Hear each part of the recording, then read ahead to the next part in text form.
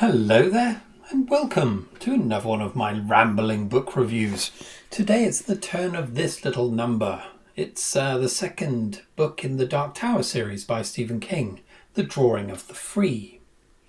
Now, before I get into the book and what it's about and what I think about it, let's just do a little bit of background on its publication. So this came out in 1987. The same year, if you can believe it, that he also released Misery and The Tommyknockers. Now, personally, I'd be quite happy having just written one of those books in a whole lifetime, but no, Stephen King has to knock 3 beauties out in 1 year. I liked all 3 of these books, by the way. Yeah, I may as well just tell you off the bat, this is going to be a 5 out of 5 book. If you haven't got into the Dark Tower series before, I highly recommend it. If you like, it's epic fantasy, really. When you get down to it, mixed in with a bit of science fiction, it's really quite amazing.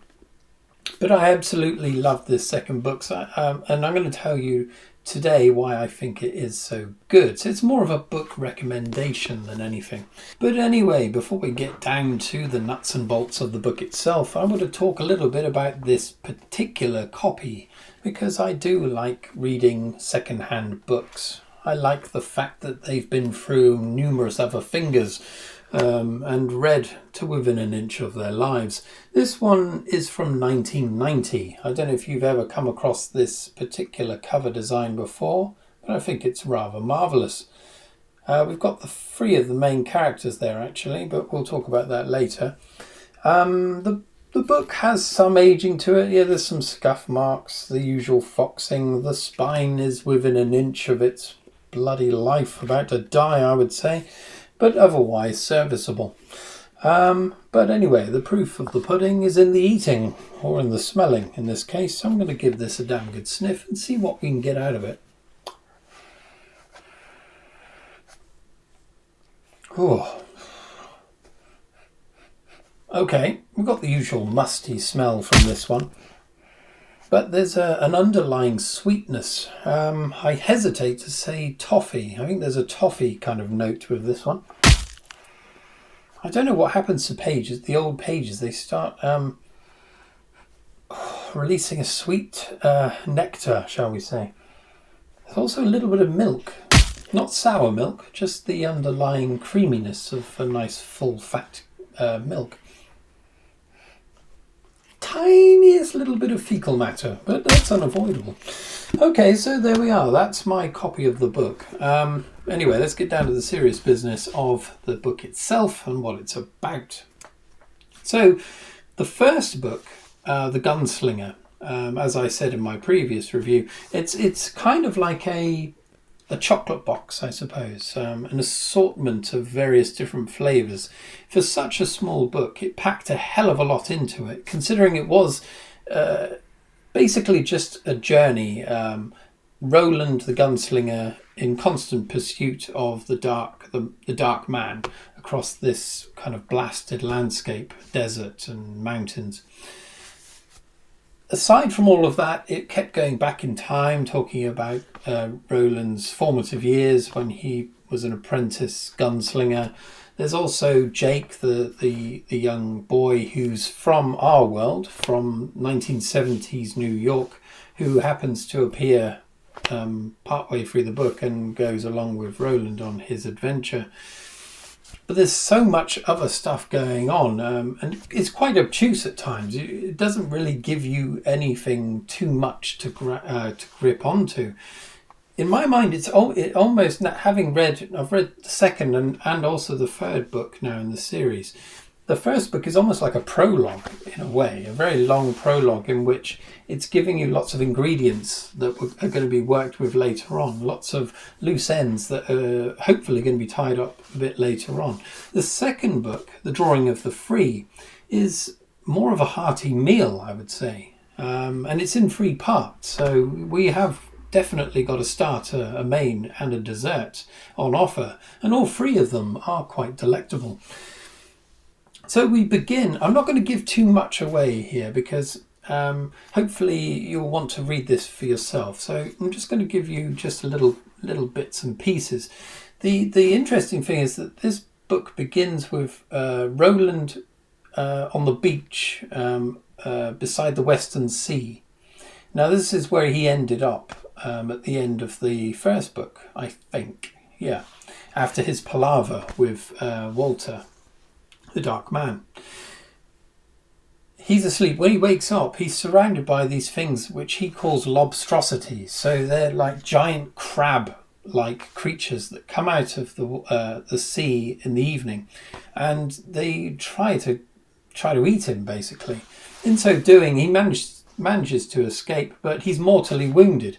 And after observing how amazing he is as a gunslinger, it's horrible that one of his hands, his main gunslinging hand, although he is ambidextrous, two of his fingers and his thumb are removed, so he can no longer fire his pistol with that hand anymore. I think one of his toes is also pilfered and eaten. So right from the beginning, Roland is in trouble. Not only that, but he's been poisoned by one of these lobstrosities. So Roland is dying. I mean, it's such a brilliant way to begin the second book. We know how amazing Roland is, and he's already on his way out, or so it would seem. I'm not going to give any details about what happens to Roland later on. But anyway, if we take this as a standard fantasy novel, this second book is about forming his group of questers, if you will. So it's about getting his party together for the adventures to come. And he does so by going through these mysterious doors that are littered across the beach. Well, there's 3 of them. They're quite far apart, but the doors are very interesting because it's just a door standing in the middle of nowhere. It's just sitting on the beach. And above each door is an inscription based on the tarot cards that the Dark Man, that Walter did. He did a tarot reading for Roland at the end of the first book. Each door represents one of the cards that were drawn. So the first one is the prisoner. So Roland opens this door and he's afforded a view through the eyes of the person this relates to. Now, I'll talk about the first one. So this is Eddie Dean. I'm not going to go into too much detail here. I don't want to give too much away at all. Only to say that Roland is looking through his eyes and Eddie Dean is sitting on an aeroplane. So he's a passenger. He's on a passenger flight coming into New York and he's looking out the window, and Roland just loses his mind because he's never seen anything that's capable of flying through the air before. So that's quite an interesting thing.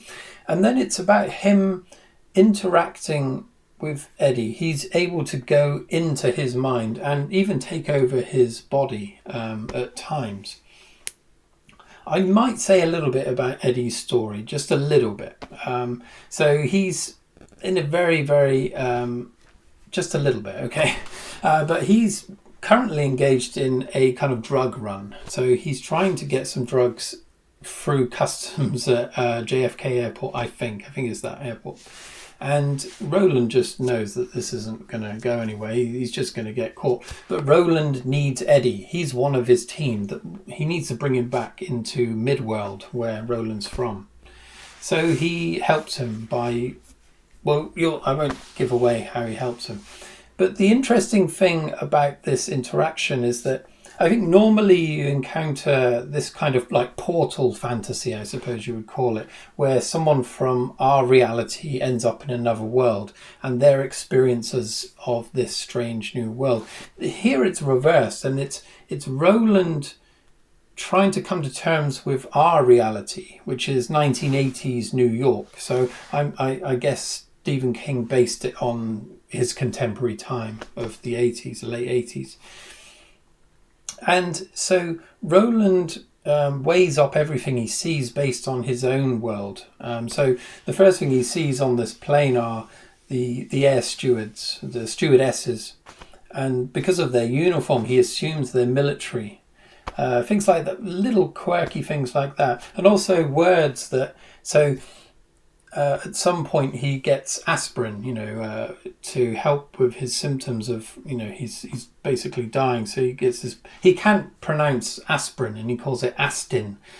Things like that. I absolutely loved all of those little those little points of reference between. So every time something like that happens, you understand the gulf that exists between these two worlds, as similar as they may seem at some point.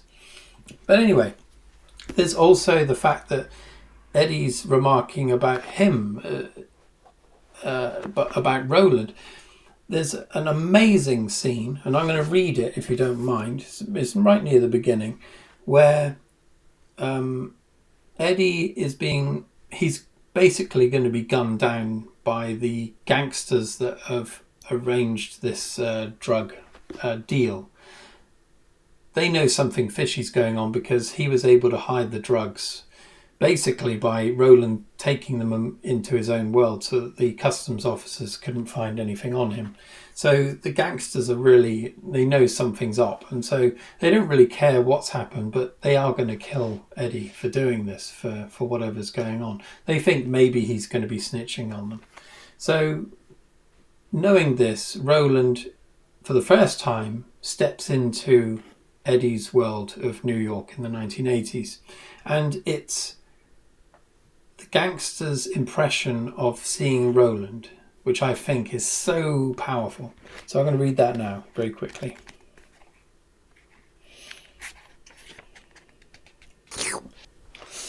Okay, so here we are. I'm just going to read the first paragraph because that does it. It's the first paragraph of this section. Balazar is the kind of kingpin, I suppose you could say, the one that wants Eddie killed. Balazar had expected Eddie or Andolini or both of them. He had not expected Eddie and an utter stranger, a tall man with dirty grey-black hair and a face that looked as if it had been chiselled from obdurate stone by some savage god. For a moment he was not sure which way to fire. Yeah, so Eddie has gone into the toilets of the Balazar's bar, saying that he's going to produce the drugs out of thin air. In so doing, he drags this other gangster who goes in there to observe him into Roland's world. Roland gets him killed. Roland kills him. And then Roland comes back with Eddie into the bathroom. And they come out and he's there. And basically, I won't tell you what happens, but it's just an incredible scene. But I just loved Balazar looking at Roland and thinking, who the hell is this? You know, he can tell he's been molded by another world. You know, he has other traditions, other experiences that are completely a million miles away from 80s New York. I just loved that scene. It was so good. Okay, so through the other two doors, Roland encounters another two people. But I'm not going to say very much at all about these, really, because it would just spoil it for you. Needless to say, the second door is another person he needs to recruit, and it's very problematic, that character, because the character is suffering from schizophrenia. They've got a split personality. The third character is very interesting indeed, very sinister, but I'm not going to talk about that at all. It's something for you to look forward to, perhaps. The main thing I would say, though, is that the characterization in this book is so bloody good. He's got such a knack of imparting character into his characters. And he does this largely through dialogue, I would say. But there's also nice bits of information where the characters are looking back in their past, things like that. Sometimes in later Stephen King books, this can become a bit too drawn out. And this is where his books sometimes suffer from that kind of bloat. But here it's just right. To the extent that I got to one point is right near the end, and one of the characters does something, and it kind of hit me physically. The experience of what happened. I can't say, I think if you read it, you'll know what happens. Someone who's been against them the whole way suddenly comes around and helps them for the first time. And when it happened, it really, really touched me. I very rarely get emotional with books, but that's the closest I got to feeling. I had to put the book down, for example. I never get that with books. And by the end, I just thought, yeah, this is just incredibly good. Okay, I'll leave it there. Hopefully it's wetted your whistle enough that you'll want to read it yourself, hopefully. I probably haven't done this justice, but I just love it, and I think you will too if you like the kind of stuff I like. I'll leave it there. I've already read the third book as well, so I'm going to be reviewing that one next. But until then, dear viewer, I'll bid you adieu, and yeah, I'll see you next time. Subscribe if you wish, and give it a like, perhaps. But anyway, see you next time, and cheerio.